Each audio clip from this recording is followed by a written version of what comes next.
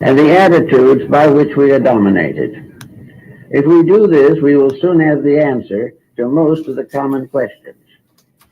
Now, in China, as we aforementioned, the doctrines of Confucius, though for a time outlawed by Mr. Mao, are now back in fashion. And it is now considered a part of education for the individual to realize that an education that enables him to be sick, poor, discontented, and driven by dictatorships is not much of an education. And the world isn't going to get very far on that diet of culture. Wherever we find things wrong, there is some kind of ignorance. And this ignorance is either natural or acquired. Natural ignorance you can do something with. Acquired is more difficult. Acquired ignorance largely arises from the individual's personal determination to break rules for his own benefit, failing to realize that this is utterly impossible. When he thinks he has broken some rule for his own benefit, he is simply laying up trouble for the future. There's no way of escaping it. So that the end of education, theoretically, is to produce the superior person. Now, superiority is not a standard factor. Superiority is actually the individual living from the best part of himself. It is the individual using the talents that he possesses as wisely and in such friendliness as is possible. The superior person is the one who lives according to the highest concepts of his own character, conduct, or background.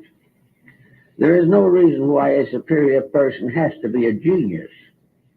Many geniuses are hopelessly unbalanced.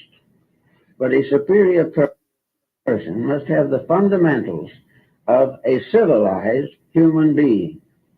Now, in order to have those fundamentals, something has to be done with the intellect, the mind which is hard to harness, the mind which is constantly resisting law and order, the mind which is concerned only in the fulfillment of ambitions and has very little time or thought for self-improvement. So the only way you can do anything with the mind is to get it young and stay with it until you make it do the things that it is supposed to do. This is a different approach to education from what we have now. What we are really now trying to do is help the mind to be sneaky and safe at the same time. We expect the mind to break the rules and live happily ever afterwards. And in order to convince us of this, it has rearranged the rules so that the mind is miseducated to go on and perpetuate the sorrows and miseries of the human race.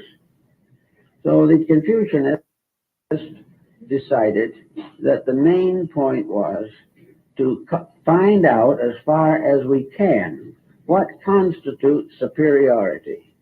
For superiority, when it is properly acquired, lifts the